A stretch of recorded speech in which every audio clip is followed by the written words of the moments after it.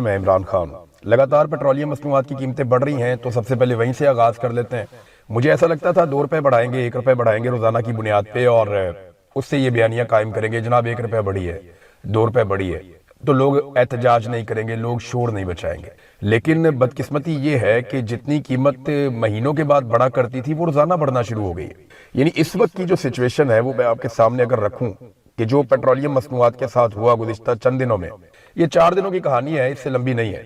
यहाँ जो डीजल की कीमत बढ़ी है वो 57 रुपए है 4 दिनों में, और जो पेट्रोल की कीमत बढ़ी है वो 22 रुपए है। यानी आप ये समझ लें कि 5 रुपए के करीब ये रोजाना पेट्रोल की कीमत बढ़ा देते हैं। ऑलमोस्ट एवरेज 4-5 रुपए रोजाना ये कीमत बढ़ा देते हैं पेट्रोल की, जबकि जो डीजल की कीमत रोजाना बढ़ा देते हैं वो 10 रुपए से भी ज्यादा 11-12 रुपए बढ़ा देते हैं। तो इतनी तेजी से ये पेट्रोलियम मसनूआत की कीमतें बढ़ा रहे हैं। आलमी मंडी में जो तेल की कीमतें हैं वो इतनी तेजी से नहीं बढ़ रही जितनी तेजी से पाकिस्तान में बढ़ रही है।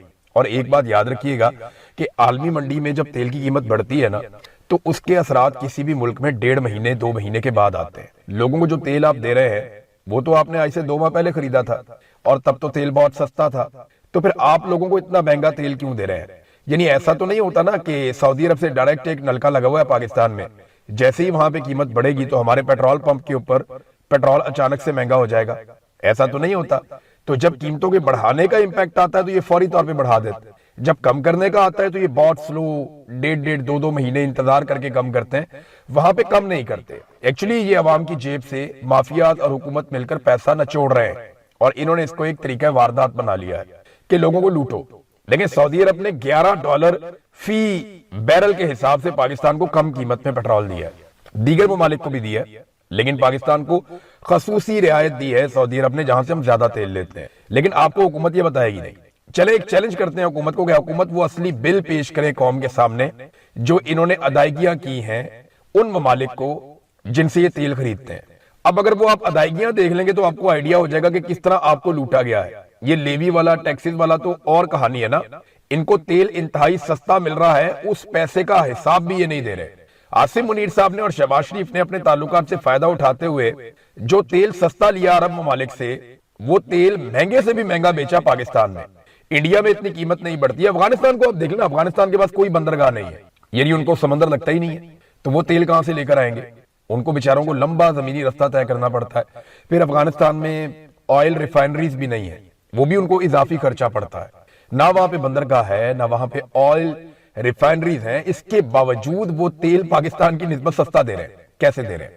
देखिए, तेल की कीमत मुकर्रर करने का जो फॉर्मूला है ना, वहां पाकिस्तान डंडी मार रहा है। दुनिया से सस्ता तेल खरीद के हम ये बताते भी नहीं है, हमारी हुकूमत ये बताती भी नहीं है पब्लिक को, एस्टेब्लिशमेंट भी ये पब्लिक को नहीं बताती कि हमने वहां से तेल कितने का लिया, और तेल सस्ता लेके उसके ऊपर मजीद रियायत लेके ये पाकिस्तान में इंतहाई महंगा बेचते हैं। पाकिस्तानियों की खाल उतार रहे हैं। और मैं हैरान होता हूं कि महीनों के बाद जब पेट्रोल की कीमत 1-2 रुपए बढ़ती थी ना, तो उस दौर में जो लोग नाच नाच के घुंघरू तोड़ देते थे, जो लोग तत्ते तवे पे बैठ के उछलते थे, वो लोग जिनके घरों में मातम बिछ जाता था, वो लोग आज रोजाना तेल की कीमत बढ़ती है, और इतनी बढ़ती है कि उस दौर में, इमरान खान के दौर में, वो 2-2 महीने में इतनी कीमत नहीं बढ़ती थी, आज रोजाना उतनी बढ़ती है, और उनके मुंह से एक लफ्ज भी नहीं निकलता। बहाना क्या है जी? जंग हो रही है। हालांकि इस वक्त का जो डाटा है वो मैं आपको बता देता हूं कि आज भी आलमी मंडी में पेट्रोलियम मसनूआत की कीमतें वहां नहीं पहुंची जहां इमरान खान साहब के दौरे हुकूमत में पहुंच गई थी। यानी इमरान खान उस वक्त भी आज से महंगा पेट्रोल खरीद कर 150 रुपए लीटर में पाकिस्तानियों को दे रहा था। और आज कीमत क्या है ये देख लीजिए आप, मैं आपके सामने रख देता हूं कीमत। जो पेट्रोल है उसकी कीमत है 331 रुपए से जायद, जबकि डीजल है उसकी कीमत है लगभग 379 रुपए। ये जनाब किया गया है इमरान खान साहब को निकालने के बाद। इसका शुक्रिया आपने अदा करना है जनरल बाजवा का और जनरल आसिम मुनीर का। जनरल बाजवा ने इमरान खान को निकालने के लिए ऑपरेशन किया, और मकसद ये था कि जनरल बाजवा को एक एक्सटेंशन मिल जाए, तो जनरल बाजवा नाकाम हो गए। फिर ये जो मौजूदा नकारा निजाम है इसको इंस्टॉल किया जनरल आसिम मुनीर ने, और इमरान खान को जो पब्लिक ने वोट देकर मुंतखब किया उनका रास्ता रोक लिया। तो दोनों बराबर के जिम्मेदार हैं, और इन दोनों की जिम्मेदारी है, ये हुक्मरान जो भी करेंगे इसकी जिम्मेदारी आसिम मुनीर साहब पे जरूर आएगी, वो इससे मरियुजिमा नहीं हो सकते। इंडिया में नाजरीन नरेंद्र मोदी को खुद पैगाम जारी करना पड़ गया, सलमान खान से पैगाम जारी करवाया। इंडिया का बहुत बड़ा एक्टर है सलमान खान, आप लोग सब उसको जानते होंगे, तो सलमान खान से भी उन्होंने बयान जारी करवाया। नरेंद्र मोदी ने खुद भी बयान जारी किया। यानी काकरोच भारी पड़ गए मोदी जी को। यानी वो मोदी जो पिछले 12-14 साल में इसको कोई नहीं हिला सका, उस मोदी को काकरोचों ने काबू कर लिया और नरेंद्र मोदी को बकायदा खुद स्टेटमेंट जारी करना पड़ गया। उसने कहा जनाब कि पेपर लीक का मामला बड़ा स्कैंडल है, लाखों तलबा का मसला है और मैं इसके ऊपर इंक्वायरी भी करवा रहा हूं, हम ये भी कर रहे हैं, हम पीछे नहीं हटेंगे। तो लाखों नौजवानों का ये था वो था, वो बेचारा मोदी, उसको समझ भी नहीं आ रही बात करनी क्या है। और अब वो बैठ के सर जोड़ के इसके ऊपर कोई फैसला करना चाहते हैं, जबकि नौजवान पीछे हटने को तैयार नहीं है, वो आगे ही बढ़ते चले जा रहे हैं, आगे ही बढ़ते चले जा रहे हैं। अब प्रियंका गांधी है, ये अपोजिशन है, वहां पे राहुल गांधी अपोजिशन लीडर है, प्रियंका गांधी ये गांधी खानदान है, तो ये है तो खानदानी लोग हैं, पुराने सियासत के अंदर है और मरूसियत चल रही है इनमें, लेकिन सियासत बड़ी तगड़ी करते हैं। प्रियंका गांधी को गोदी मीडिया पड़ गया और उन्होंने कहा प्रियंका गांधी को, जनाब आपने ये क्यों नहीं किया, वो उसने कहा जी बात सुने मेरी, आपने वजीर आजम से सवाल किया, आपने वजीर तालीम से सवाल किया कि वो इस्तीफा क्यों नहीं दे रहे, आपने अमित शाह से जो वजीर दाखिला है आपने उससे सवाल किया कि ये नौजवानों को मार कुट के अस्पतालों में क्यों पहुंचा दिया आपने, बच्चों को वो लोग मार रहे हैं, उनसे आप सवाल नहीं करते। तो जब आप उनसे सवाल करेंगे ना तो फिर आप मेरे से सवाल कीजिएगा, मैं भी आपको जवाब दूंगी। तो गोदी मीडिया की ऐसी तैसी फेर के रख दी प्रियंका गांधी ने। इससे पहले उनके भाई ने भी कई दफा ऐसा किया। गोदी मीडिया बहुत ही दलील हो रहा है, बहुत बुरे हालात में है बेचारा, और उसकी वजह यह है कि उन्होंने नरेंद्र मोदी का आंखें बंद करके साथ दिया, जैसे कि इस वक्त आसिम मुनीर का और मौजूदा रिजीम का पाकिस्तान के अंदर जो सहाफी हैं वो साथ देने पर मजबूर हैं, अपनी इकोनॉमी के लिए, अपनी नौकरी के लिए, अपने हालात की बेहतरी के लिए, अपने ताल्लुकात बनाने के लिए, अपने जाती मफादात के लिए वो मौजूदा रिजीम के सहूलतकार बने हुए हैं। तो पाकिस्तान में भी मीडिया के साथ यही होगा। याद रखिएगा, जब भी कभी पाकिस्तानी निकलेंगे ना तो मीडिया जब उनके बीच में जाएगा तो वो पाकिस्तानी उनको बताएंगे कि तुम लोगों ने हमारे साथ क्या किया, हमारी लाशों तक का तुमने मजाक उड़ाया। अब ये इंडिया के अंदर वो जेंसी निकलती है और उनको 4 डंडे पड़ते हैं या उनको मारा जाता है या आंसू गैस के शेल फेंके जाते हैं, तो पाकिस्तान में जो हमारे टाउट्स हैं वो सीना को भी करते हैं। इनकी दूर की नजर बहुत तेज है, इंडिया में इनको सब नजर आता है, लेकिन पाकिस्तान में इस्लामाबाद में जब नौजवानों पे गोली चलाई जाती है, कश्मीर में गोली चलाई जाती है, मुरीदके में गोली चलाई जाती है, बार बार गोली चलाई जाती है, 9 मई को गोली चलाई जाती है, तो इनकी करीब की नजर बेशर्मों की कमजोर है। इन्हें पाकिस्तान में दिखाई नहीं देता कि यहाँ पे लोग मर रहे हैं। तो इंडिया में इनको जमहूरियत चाहिए, पाकिस्तान में नहीं चाहिए। इंडिया में इनको इंसाफ चाहिए, पाकिस्तान में नहीं चाहिए। इंडिया में इनको अच्छाई चाहिए, पाकिस्तान में नहीं चाहिए। इंडियन नौजवानों के लिए इनको इंसाफ चाहिए, पाकिस्तानी नौजवानों के लिए इनको इंसाफ नहीं चाहिए। क्या ये इंडिया में रहना चाहते हैं? क्या ये इंडिया का भला चाहते हैं? क्या ये लोग पाकिस्तानी और पाकिस्तान के वफादार नहीं है? तो पाकिस्तानियों के लिए हुकूक मांगने चाहिए, ना कि इंडिया के लिए हुकूक मांगने चाहिए। अब भारत में उनके एक्टर्स भी गिरफ्तार हो रहे हैं। एक और इंटरेस्टिंग बात बताऊं, पाकिस्तान में ना जो बेचारा थोड़ा सा आगे निकल जाता है ना जिंदगी में, वो डर जाता है कि पता नहीं मिलिट्री एस्टेब्लिशमेंट नाराज हो जाएगी तो मेरे साथ ये कर देगी, वो कर देगी, हुकूमत नाराज हो जाएगी तो मुझे घर भेज दिया जाएगा, मेरा काम, मेरा रोजगार छीन लिया जाएगा। अल्लाह रब्बुल इज्जत है रोजगार देने वाला, और हम मुसलमानों का तो ये अकीदा भी है। लेकिन पाकिस्तान में बेशुमार एक्टर्स हमें मिलते हैं, वो आहिस्ता आवाज में कहते हैं जनाब हम ना पाकिस्तानियों के साथ खड़े हैं, फौज बड़ी ज्यादती कर रही है, मिलिट्री एस्टेब्लिशमेंट बहुत जुल्म कर रही है, लेकिन हम बोल नहीं सकते। हम बोलेंगे हमारा नुकसान हो जाएगा। आप समझते हैं इस बात को? ये भरोसा नहीं है अपने रब पे उनको। अब इंडिया के अंदर जो अदाकार हैं उनको भरोसा है, वो ये मान के चलते हैं कि उनके फैसले जो है वो जमीनी खुदा नहीं कर सकते। वो आ रहे हैं, उनके एक्टर्स भी आ रहे हैं मैदान के अंदर, उनके हीरो हीरोइन भी आ रहे हैं मैदान के अंदर, वो वहां पे खड़े होकर एहतजाज भी कर रहे हैं, उनमें कुछ लोग गिरफ्तार भी हुए। अभी इंडिया में एक फिल्म आई थी धुरंधर, उसकी जो एक्ट्रेस है वो भी गिरफ्तार हुई है, उसके मनाजिर भी आए। तो लगातार एक्टर्स आ रहे हैं, गिरफ्तारियां दे रहे हैं और अच्छे नाम पर एक्टर्स आ रहे हैं। सलमान खान से एक बयान दिलवाया गया, इसी सिलसिले में अपील करवाई गई उनसे कि जनाब मोदी जी ने एक्शन ले लिया है तो नौजवान अपने घरों को जाएं, फिक्र करें अपनी। और सोनम को उन्होंने कहा कि भूख हड़ताल खत्म कर दो, मैं खाने के लिए कुछ भेज देता हूं। तो सलमान खान को इस्तेमाल किया गया नरेंद्र मोदी की सरकार की जानिब से।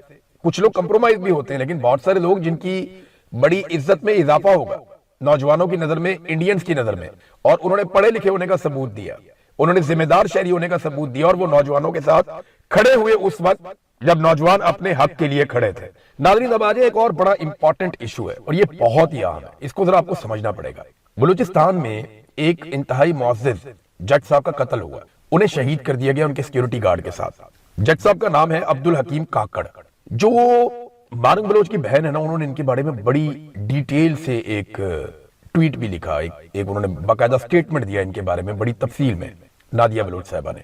और कुछ लोग हैं उन्होंने भी इनके बारे में बताया। बलूचिस्तान में जो जर्नलिस्ट हैं वो भी इनके बारे में लिख रहे हैं कि जो अब्दुल हकीम काकड़ साहब थे सेशन जज, ये इंतहाई बहादुर, निडर और इंसाफ पसंद जज थे। इन्होंने कभी जुल्म और ज्यादती का साथ नहीं दिया। मिलिट्री एस्टेब्लिशमेंट ने जितना मर्जी दबाव डाला, हुकूमत की तरफ से जितना भी दबाव आया, इन्होंने हमेशा अपनी अदालत में इंसाफ किया। اور یہ برملا کہتے رہے کہ میں انصاف ہی کروں گا، تو ایسے ججز جو ہیں وہ ٹھنڈی ہوا کا جھونکا ہوتے ہیں۔ جج صاحب کے جرائم بہت بڑے بڑے تھے۔ جج صاحب نے مارنگ بلوچ کو اور ان کے ساتھیوں کو، گلزادی بلوچ وغیرہ کو، انہوں نے 3 مقدمات میں انہیں ضمانتیں دی ہیں جج صاحب نے۔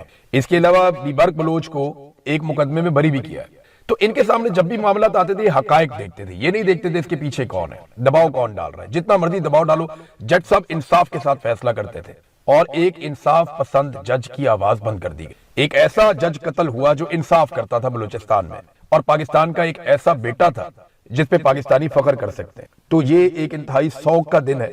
بلوچستان کی عدلیہ کو اس پہ ایکشن لینا چاہیے، اس پہ نوٹس لینا چاہیے، اس پہ تمام بلوچستان کے وکلا کو آواز اٹھانی چاہیے۔ اگر اس طرح کے ججز کو مار دیا جائے گا، قتل کر دیا جائے گا، نامعلوم افراد آئیں گے ان پہ گولی چلائیں گے، ان کو مار دیں گے، تو پھر بلوچستان میں انصاف کون کرے گا؟